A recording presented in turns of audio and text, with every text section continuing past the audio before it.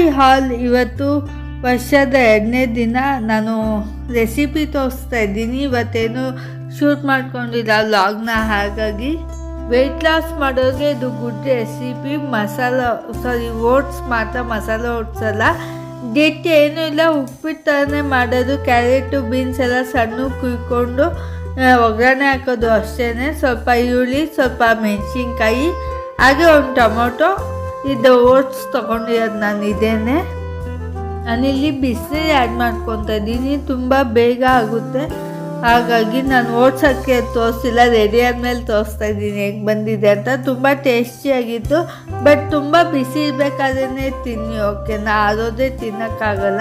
Bachelors ಕೂಡ ಮಾಡ್ಕೋಬೋದು ಆ ರೆಸಿಪಿ. ಯಾಕೆ ನಾನು ಸೇರಿಕೊಂಡು ವ್ಲಾಗ್ ಮಾಡ್ಕೊಂಡಿದ್ದೀನಿ ಅಂದರೆ, ಈ ಸ್ಯಾರಿಲಿ ನಾನು ಡಿಸೈನರ್ ಗೌನ್ ಸ್ಟಿಚ್ ಮಾಡ್ತಾಯಿದ್ದೀನಿ.